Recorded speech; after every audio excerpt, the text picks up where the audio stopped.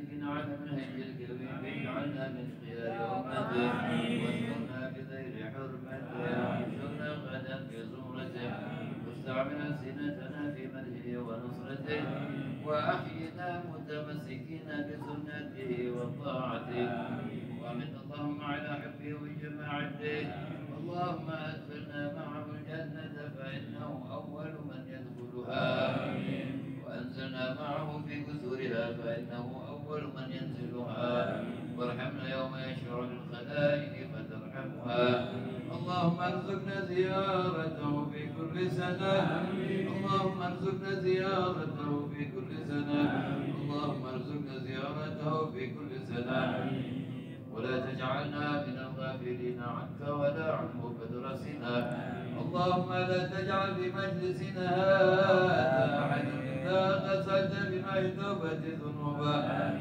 وسترت برداء المغفرة عيوبا اللهم إنه كان معنا في السنة الماضية إخوان منعهم القضاء عن الوصول إلى مثلها فلا تحرمهم ثواب هذه الليلة وفضلها اللهم ارحمنا إذا صرنا من أصحاب القبور وإنا نعمل صالحا يبقى على ممر القبور اللهم اجعلنا بهديك ذاكرين ونعميك شاكرين واليوم لقائك من الذاكرين وأحينا بطاعتك مشغولين وإذا توفيتنا فتوفنا غير مفتونين وإذا توفيتنا فتوفنا غير مفتونين ولا مقتولين واختم لنا منك بخير أجمعين اللهم اكفنا شر الظالمين اللهم اكفنا شر الظالمين اللهم اكفنا شر الظالمين بدل شملهم وفرج جمعهم وعكناتهم وفضل عمرهم واجعلنا من فتنة هذه الدنيا سالمين اللهم اجعل هذا الرسول الكريم لنا شفيعا وارزقنا به يوم القيامة مقاما رفيعا اللهم اسقنا من حوض نبيك محمد صلى الله عليه وسلم شربة هنيئة مريئة لا نزمع بعدها أبدا واحشرنا تحت لواء غدا اللهم اغفر لنا به ولآبائنا ولأمهاتنا ولمشايخنا ومعلمنا وذوي الحقوق علينا ولمن أجر هذا الخير في هذه الساعة وفي هذه الليلة من المسلمين والمسلمات المؤمنين والمؤمنات والمسلمين والمسلمات الأحياء منهم والأموات إنك قريب مجيب الدعوات ويا قاضي الحاجات ويا قاضي الحاجات ويا قاضي الحاجات غفر الذنوب والخطيئات يا أرحم الراحمين يا أرحم الراحمين يا أرحم الراحمين وصلى الله على سيدنا محمد وعلى آله وصحبه وسلم سبحان ربك رب العزة عما يصفون وسلام على المرسلين والحمد لله رب العالمين بجاه سيدنا الرسول وعلى حضرة النبي الفاتحة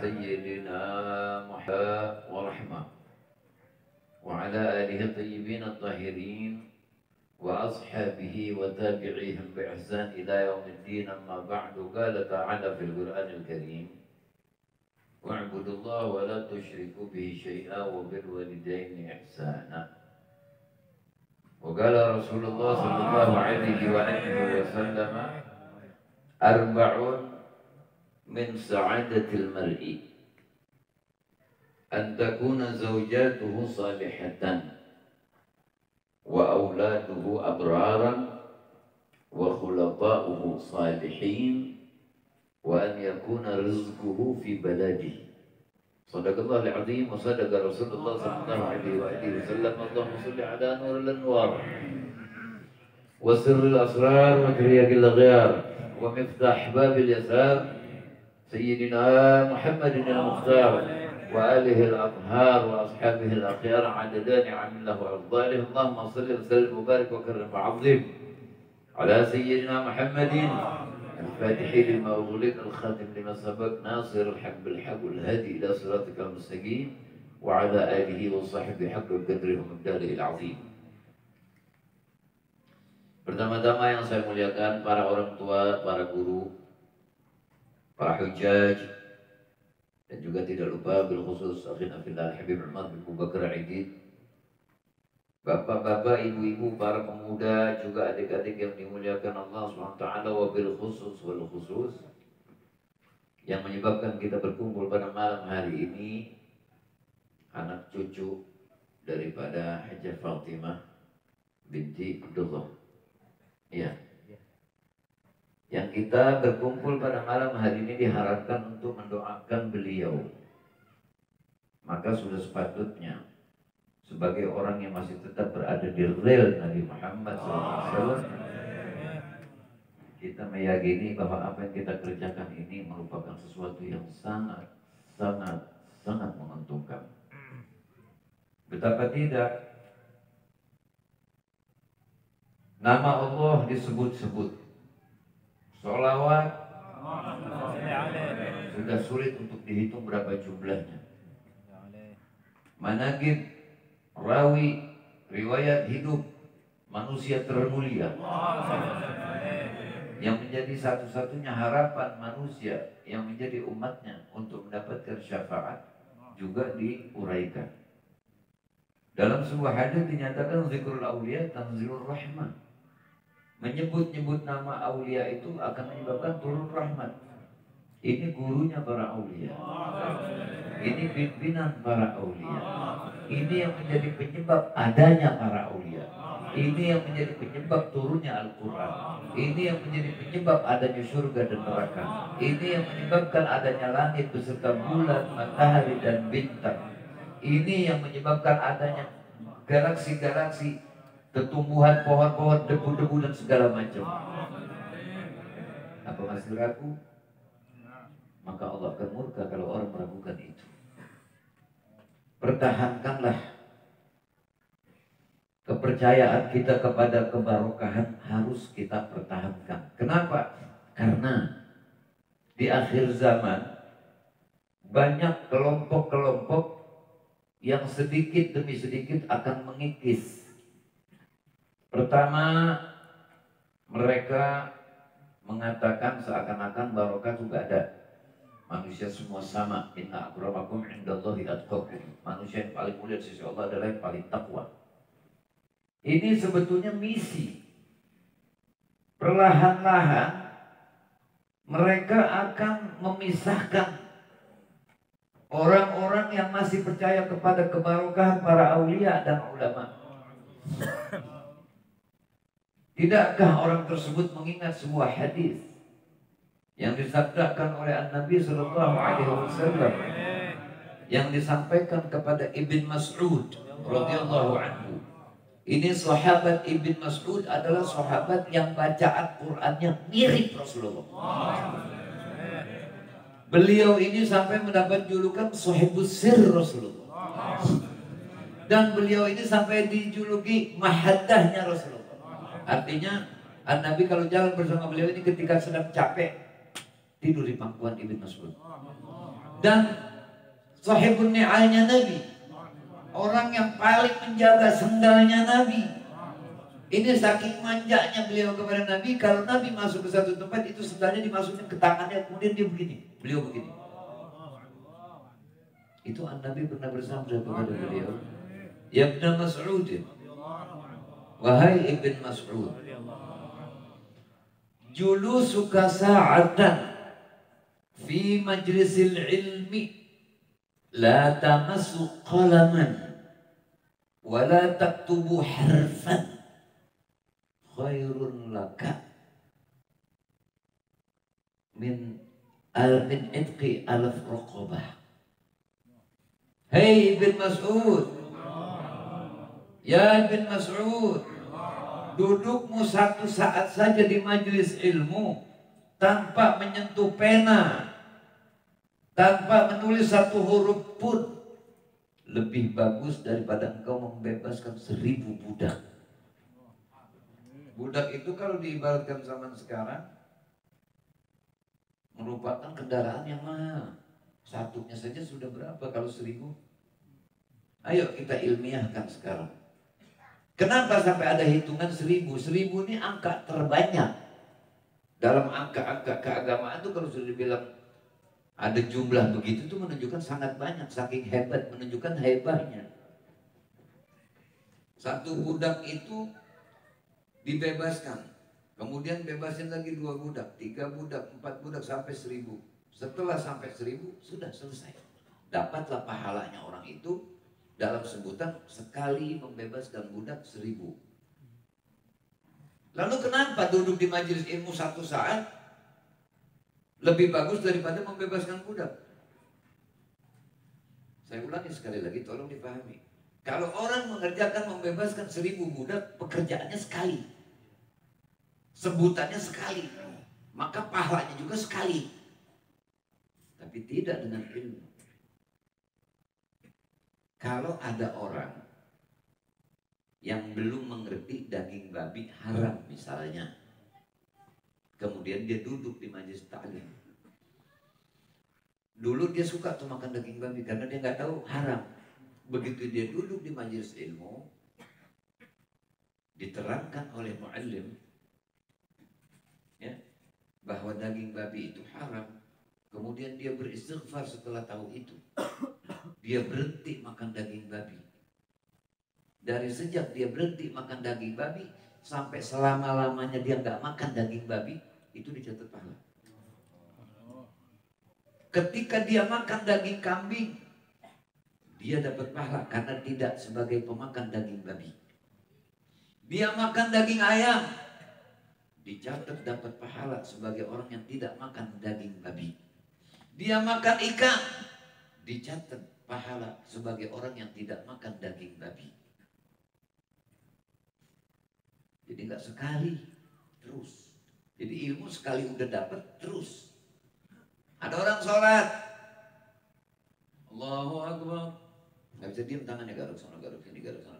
Kelar sholat dilihat teman orang alim, dikasih tahu, ya fulan kamu kalau sholat jangan begitu. 3 kali gerak mutawaliyat dalam 1 rakaat batal sholat. Astagfirullahaladzim. Sejak itu dia tiap sholat tidak begitu lagi. Pahalanya kayak apa? Jadi dalam keilmuan ini, ilmu ini hurufnya cuma 3, ain, lam, mim. 3 doang. Mau apa kek pengetahuan apapun namanya ilmu. Hurufnya cuma 3. Tapi dari setiap satu persatu ini huruf ada maksud. Ainnya diungkap oleh ulama pengertiannya iliyyin, agung. Mana buktinya? Yarfa'illahu alladhina amanu minkum walladhina utul ilma darajat. Allah mengangkat derajat orang-orang di antara kamu yang beriman dan orang-orang berilmu beberapa derajat. Maksudnya lebih tinggi derajat orang alim yang soleh. Tapi yang soleh, kalau orang alim yang soleh derajatnya lebih tinggi dari orang beriman. Tapi kalau orang alim yang lebih rendah, lebih lacur dari iblis. Hati-hati. Religion aku bermartabat. Tiap orang ketemu sama dia lihat mukanya ingat Allah, ingat Rasulullah. Kalau dia duduk bersama orang alim 1 saat, itu lebih utama daripada ibadat yang sampai badannya pada copot. Begitupun terhadap aulia. Karena orang alim yang jujur itu memiliki martabat wali. Wali ada yang bagian doa, doain umat, obatin umat begitu. Ada ulama yang tergolong wali, yang tergolong ulama menyelamatkan umat. Ini ada umat di sono, misalnya begitu di situ tuh umat, nabinya di situ. Misalnya nabinya di situ, nih umat di situ. Sama orang alimnya diambil. Sini kamu, diam di situ, jangan di situ posisi kamu. Paham yang saya maksud? Jadi orang alim nggak boleh diem. Ada orang kadang-kadang kalau lagi duduk begini nih, tangannya suka begini kan ya, nih nyontoin nih. Betul saya nggak mau begini, cuma nyontoin supaya paham. Ada orang sering kan begini nih. Di TV kalau kita lihat waktu ngobrol, bahkan di TV kalau kita lihat kiai-kiai pada begini tangannya. Ini waktu ngaji, bab larangan begini rupanya kitabnya sobek itu kiai. ini nggak boleh begini. Ini punya orang luar Islam ini. Orang luar Islam kalau mau makan kan begitu tuh. Gitu nggak? Kita nggak boleh. Kita kalau mau begini aja tuh. Sama kan branding juga dia ini. Ngapain juga begini? Iya.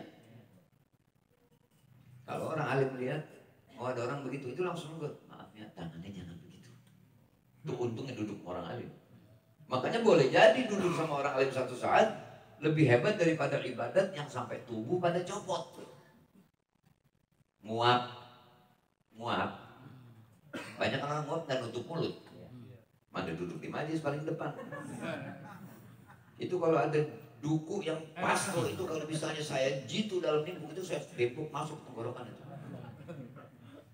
Dilarang lagi sama orang alim, jangan begitu kalau nguap ditutup. Dapat lagi ilmu. Sejak itu dia nggak begitu lagi kan, berarti dia nutup. Paham itu? Kemudian kalau dia nguap atau bersin, bangkis, suka bunyi kan? Kalau nguap begini, gitu. Itu dilarang sama Rasulullah SAW. Karena iblis suka tuh sama suara itu. Bangkis, wajib, sampai berbunyi, itu nggak boleh. Itu dilarang sama Rasulullah. Paham? Ngerti? Terus kalau habis makan, begini nih, gitu, tutup. Udah kalau duduk sama orang alim udah ibaratnya masuk bengkel ketok magic.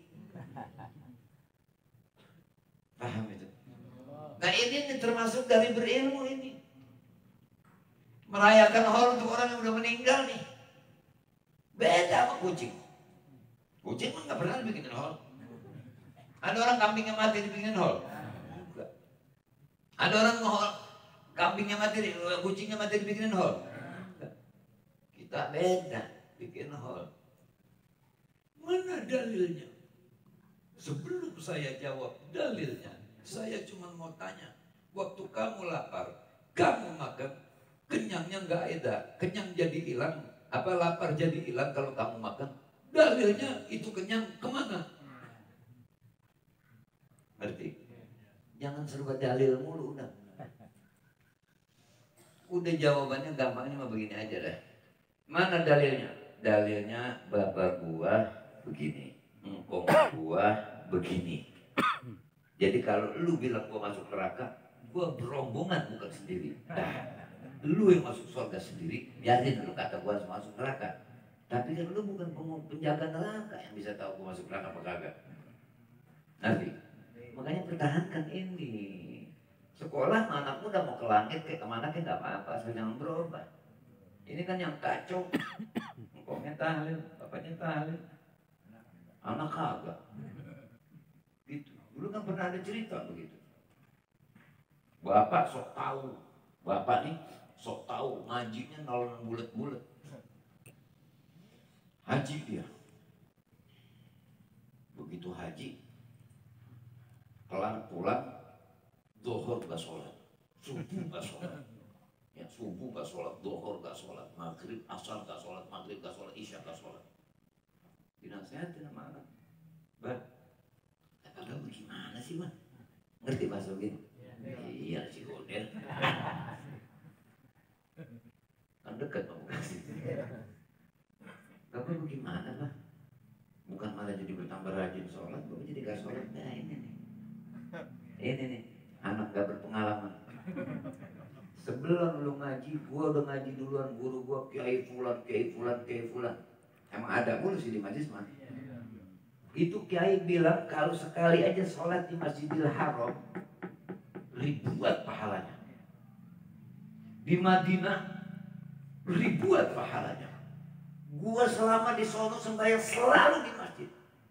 Lu bayangin, sekali sholat duhur gua berjamaah, dari jamaahnya gua dapat.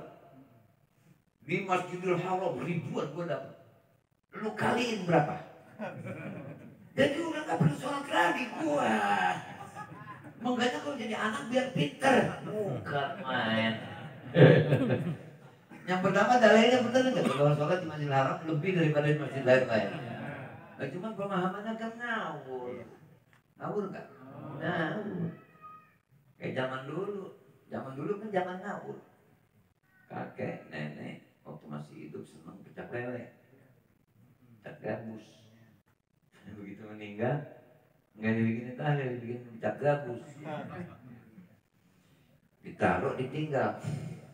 2 jam balik lagi, tinggal tulang doang. Ya Allah, lapar amat. Padahal kucing garam yang makan itu. Jadi persoalannya bukan ngaji apa enggak, pahamnya bener enggak. Jangan lagi orang yang ngaji, yang ngajar kalau pahamnya salah. Ada orang nanya sama guru, Ustaz, saya nanya, ya apa? Makanya kalau jadi Ustaz, kalau ada orang nanya, lempengin dulu pertanyaannya, jangan sampai salah jawab. Saya mau nanya apa hukumnya anggur? Si Ustaz tafsirannya anggur minuman. Si murid nanya karena dengar anggur haram, dia pikir buah anggur haram. Makanya dia nanya. Ini Ustaz main jawab aja, haram.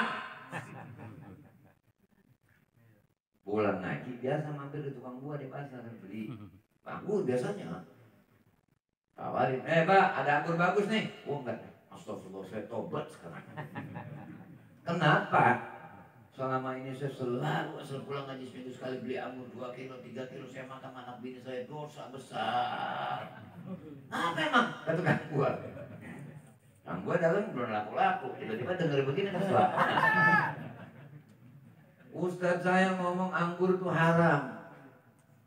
Kata Kang gua, Ustadz gila. Gua sampai jenggotan begini belum pernah denger anggur haram. Walah, ngomong sama teman-teman dikebukin tuh satu. Tuh, makanya kalau ada orang nanya lempengin dulu. Ini yang kita maksud anggur buah apa anggur minuman nih, tuh gitu.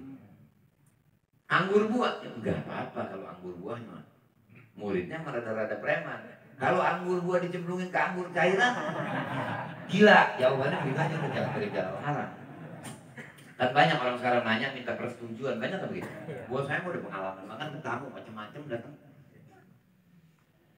Beb kalau begini kan ya Beb ya.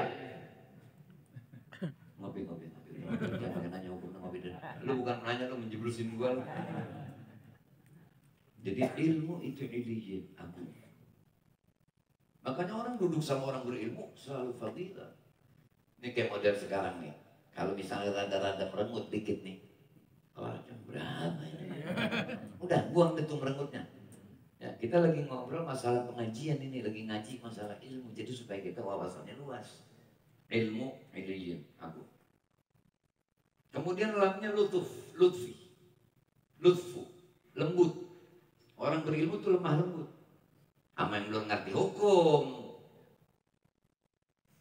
Pak, saya kebetulan Pak selama ini banyak banget dosa. Pak mungkin apa kira-kira saya kalau tobat diterima Pak? Diterima. Allah Ghafurur Rahim. Lembut kalau orang berilmu. Kan pernah kejadian begitu. Udah bunuh orang 99. Nanya sama ulama ngeratus neon. Syekh, bagaimana saya udah bunuh orang 99 orang ini, saya mau tobat. Wah, nggak bisa, udah terlalu banyak dosamu. Jadi 100 tuh saya. Ngerti? Jadi orang berilmu mesti lembut. Tapi kalau sama yang sudah ngerti, mana surga, mana neraka, mana boleh, mana kagak, masih main-main juga, beli kebukan kasur yang rotan tuh. Paham ya? Jadi kalau ngadepin orang jahil, kudu lemah lembut kita. Assalamualaikum. Wah misalnya nih orang nih, emang gak pernah ngaji. Jawab, waalaikumsalam. Ntar begitu dia deket, baru kita kasih tahu. Halo salam. Bilang assalamualaikum. Jangan melikum begitu. Agama mana itu? Paham ya? Terus makan. Buka pisang nih biasanya kan begitu, buka pisang mah. Belain bukanya memakannya. Bukanya tangan kanan, makanya tangan kiri. Itu yang makan pakai tangan kiri. Kalau dibikin puzzle hurufnya itu shin, ya, to, alif, sama nun.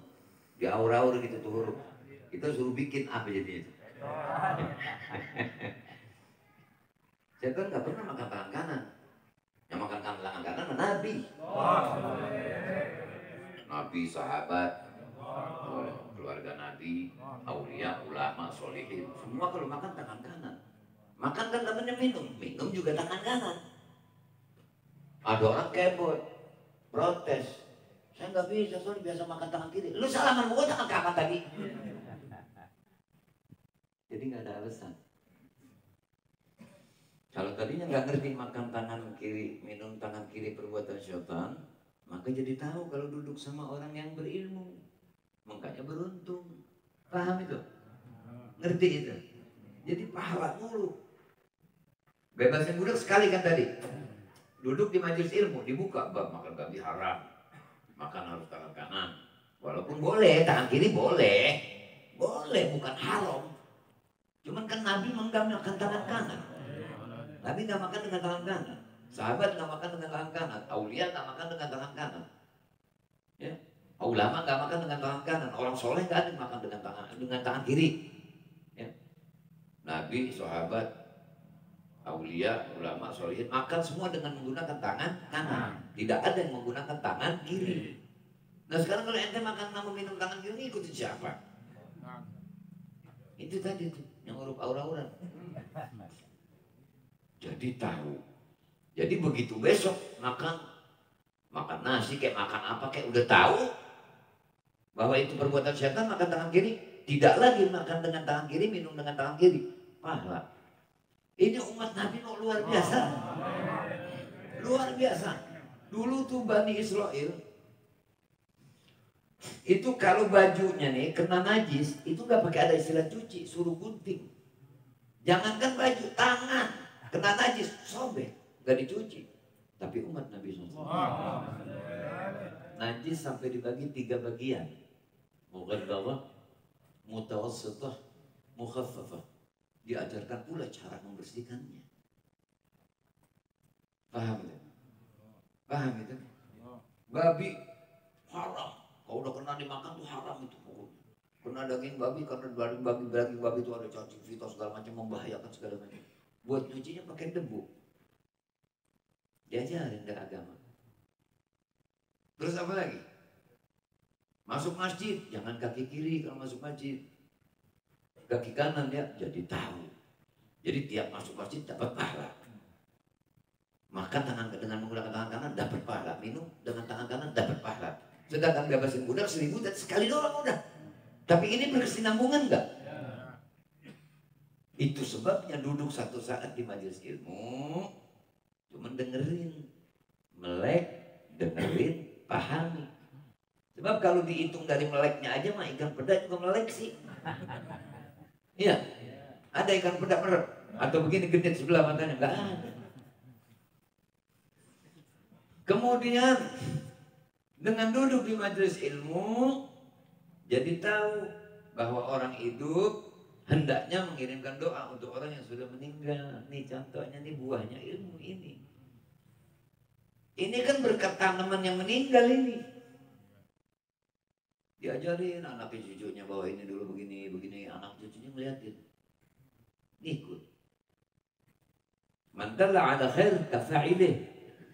Jadi jangankan kita tadi tuh baca doa ngirimin. Ustadz Mahfud cuma ngomong begini, tolong besok datang ya, saya mau bikin acara haul gitu. Terus ngasih makan gak pakai doa, gak pakai maulid, gak pakai tahlil, gak pakai yasin gitu. Cuma duduk doang, ngasih makan gitu, niatnya sedekah buat almarhum. Misalnya itu tuh nyampe. Dulu di zaman Nabi Musa ada satu Bani Israel ini berbuat maksiat melampaui batas sudah. Musrif ala nafsih katanya. Nakalnya udah lepas bandrol deh ini. Gak pakai segel lagi udah. Begitu mati gak dihawil, gak dihirau sama rombongannya. Dibuang aja begitu. Karena tukang maksiat. Gak dimandiin, gak dikafanin, gak disolatin. Fa'auhallah ila Musa. Allah wahyukan Nabi Allah Musa. أن يصلي عليه ويغسل عليه ويكفن عليه ويصلي عليه. Allah wahyukan kepada Nabi Musa, ghasilhu, mandiin dia, kafankan dia, musalli alaih, sholatin dia. Dimandiin sama Nabi Musa, dikafani, kemudian disolatin dan dikuburkan sama Nabi Musa. Nabi Musa tanya sama Allah Ta'ala, bima ya Rabb, dengan apa yang orang dapetin ini? Apa kata Allah Ta'ala? Itu orang ketika baca Taurat, waktu dia lihat kitab Taurat, Ada nama Muhammad. Begitu dia lihat nama Muhammad, yusalli ala Muhammad, dia bersalawat kepada Muhammad.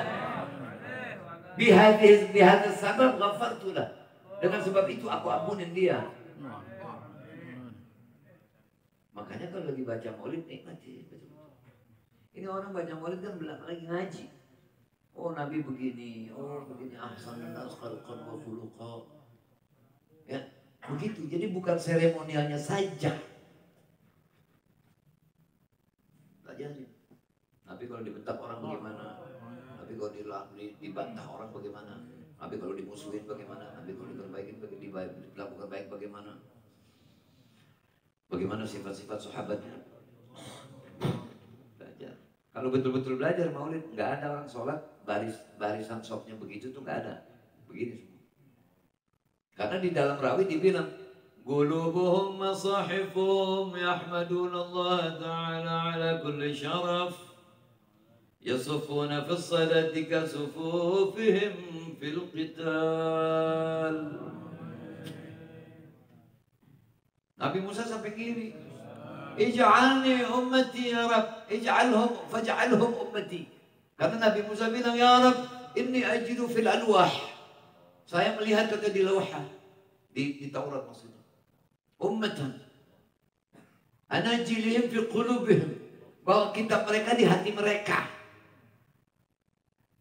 Beda dengan kaum-kaum zaman dulu. Sampai-sampai katanya mereka itu bisa hafal Qur'annya, kitabnya. Sedangkan umat-umat yang dulu kalau mau baca kudu lihat, nggak ada yang hafal. Karena ada mah tahfizul Quran, nggak ada tahfiz. Saya jangan sebut data kenapa perkara lu. Udah paham aja udah. Ada. Yang ada tahfizul Quran, nggak ada tahfiz nggak ada. Kitab nggak ada. Yang ada tahfizul Quran. Allahu Akbar. Bismillahirrahmanirrahim. Alhamdulillahi Rabbil Alamin. Ar-Rahmanirrahim. Maliki Yawmiddin. Iyyaka na'budu wa iyyaka nasta'in. Ihdinas siratal mustaqim.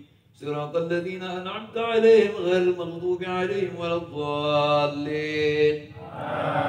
Amin. Baca. Bismillahirrahmanirrahim. Alif Lam Mim. Zalikal kitabu la raiba fihi hudan lil muttaqin ila akhir ayat. Lihat Qur'annya enggak? Udah di sini. Fa inna hamalatal Qur'an fi dhillillah yawma la dhilla illa dhilluh ma'a anbiya'ihi wa asfiya'ihi. Orang yang membawa Qur'an di dadanya nanti di padang mahsyar fi dhillillah, di bawah naungan Allah yang tidak ada naungan kecuali naungan Allah, bersama para nabi dan rasul, bersama orang-orang yang siddiqin. Faj'alhum ummati ya Rabb. Faqala Allah Azza wa Jalla. Faqala Rabbul Izzah. Maka Allah menjawab ketika Nabi Musa minta agar mereka yang seperti itu dijadikan umatnya. Tilka ummat Ahmad. Itu adalah umat Ahmad. Ya Rabb, inni ajidu fil alwah ummatan ukhrijat lin-nas ta'muruna bil ma'ruf wa tanhauna 'anil munkar faj'alhum ummati. Qala Rabbul Izzah, tilka ummat Ahmad. Tilka ummat Ahmad, tilka ummat Ahmad, tilka ummat Ahmad, tilka ummat Ahmad. Sampai akhirnya Nabi Musa taruh turuhan. Faj'alni ummat Ahmad ya Rabb. Jadikan aku ummat Ahmad. Gimana? Digigit semut ada pahalanya. Punya pohon mangga di depan rumah, anggap pohon sendiri, di tanah sendiri. Dimakannya semut daun, dapat pahala yang punya pohon mangga. Wah, ini umat luar biasa ini udah nih. Al-jannah haram muharramun ala kull anbiya wal mursalin wa kull ummah qabl ummat Muhammad. Waduh, yang gunting kita Nabi kita coy. Coy, Nabi kita coy. Mau bangga model apa? Cakep paling, mulia paling, indah paling, harum paling, bener paling, semua paling, semua paling, semua paling. Makanya jangan pernah ngomong Muhammad sama kita sama. Oblak habis. Ngerti? Sampai-sampai nih kita di dunia nih bentuk kita bentuk yang menyedihkan. Tinggi kurang, kalau gemuk kegemukan, kurus kekurusan, putih kagak, busik iya. Tapi tetap kalau ini ada Muhammad bin Abdullah masuk surga, diganti bentuk kita semua. Umur 33 tahun, tinggi 60 meter, jangan pakai otak oblak. Tinggi 60 meter, cakep-cakep Nabi Yusuf. Bidadari dapat 200. Wah, tanpa maju, tanpa kuku bima. Nanti lu kalau pengen. Paham? Jadi kita udah tinggal mulia, udah kita. Siapa Tuhan kita? Tuhan yang sebenarnya. Siapa Nabi kita? Yang begitu beliau keluar nggak ada lagi Nabi. Siapa yang paling dulu dicipta Allah? Nabi kita. Nabi Adam Abul Bashar, Nabi Sayyidul Bashar.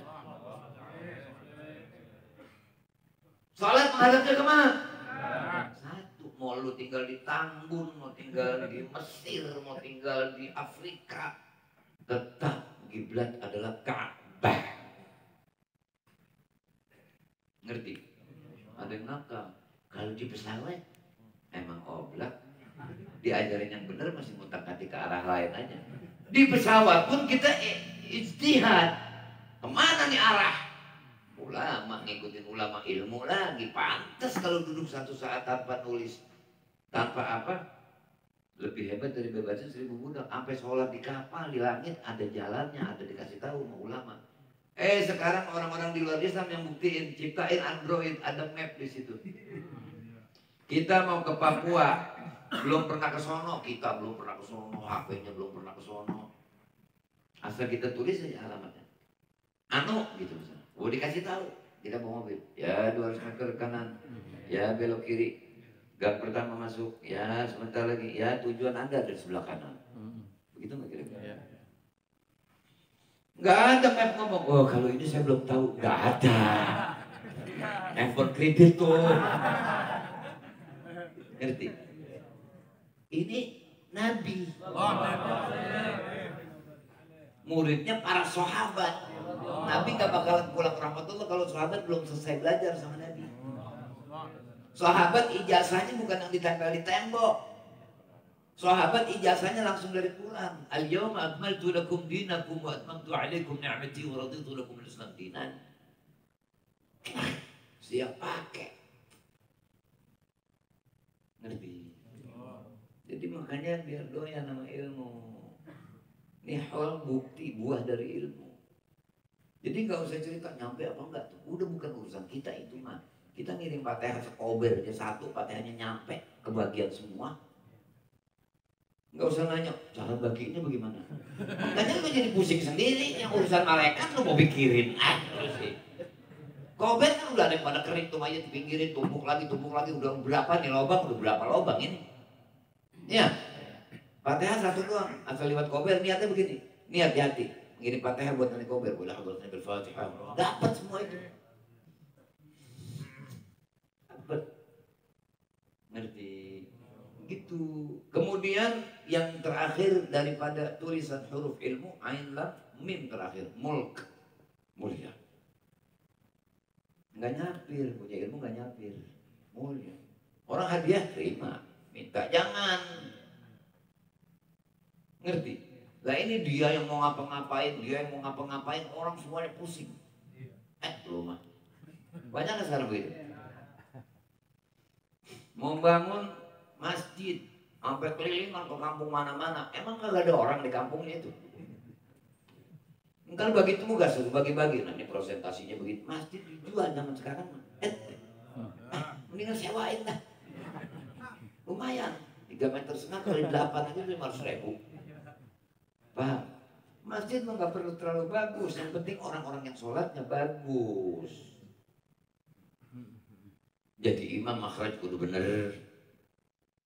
Nah sekarang ada yang muda makhrajnya bener, yang tua makhrajnya kurang bagus, yang muda suruh maju. Ngerti? Kan tuan gua. Susunan imam begini nih, susunan imam nih.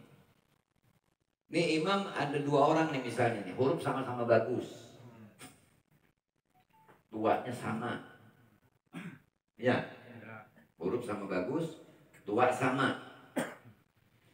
Yang mana nih yang mesti disuruh jadi imam? Afdolnya yang bininya 2. Nggak ada rumah. Nggak. Paling kalau ada juga ngumpet-ngumpet loh. Diutamakan tuh. Karena 2 pimpin. Wah. Tapi bukan yang bohong mulu. Ini 2 bohong mulu, jangan jadi imam itu mah. Sholatnya saya jadi makmum kamar mandi semua. Paham? Itulah beruntungnya itu.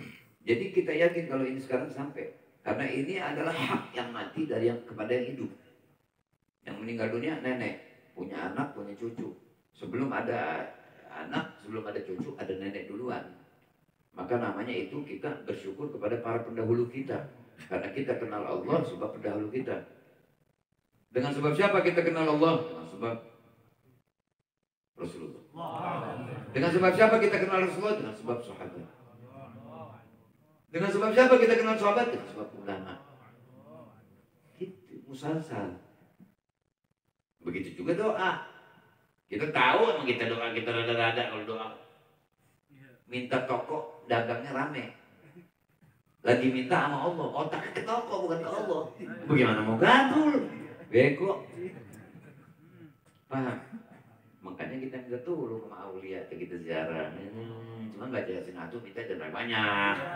Kadang-kadang baca Yasin Atu minta anak saya biar pada lulus, anak saya kan ada 5 si anu, anak satu lagi siapa ya? Bocah, anak lupa. Pantes zaman dulu ada orang namain anak ngambil dari surah Fatihah. Punya anak 7, namain Fatihah Abdul Haji dari Ihdinas Siratal Mustaqim. Ya, mustaqim. Terus siapa begitu? Makanya kalau pulang dari mana-mana bawa makanan tuh ini memanggil anak langsung aja Al-Fatihah. Pulang.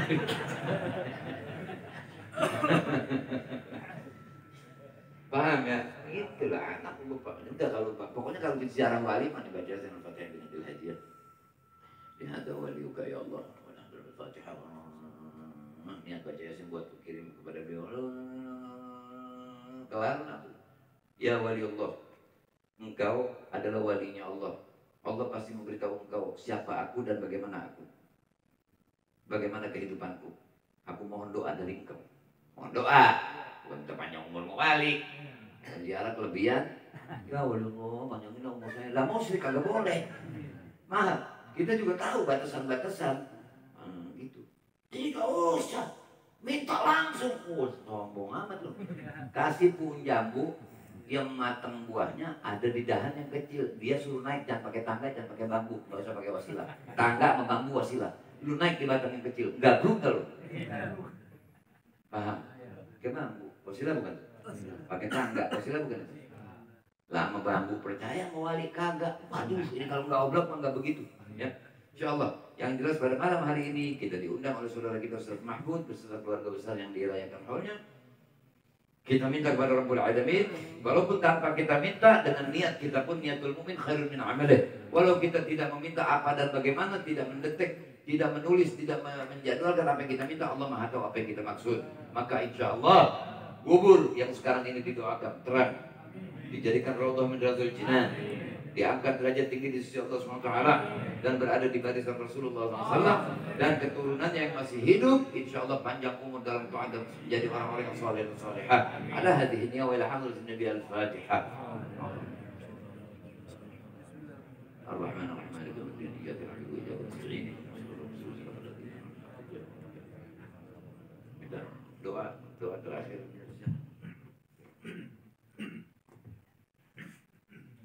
بسم الله الرحمن الرحيم اللهم بحق الفاتحة وبشر الفاتحة وبكرامة الفاتحة وبمعجزات الفاتحة يا فارج الهم يا كاشف الغم يا من يغفر ويرحم ربي دوام فيها سبحانك الله وتحيتهم فيها السلام وآخر دعواهم أن الحمد لله رب العالمين.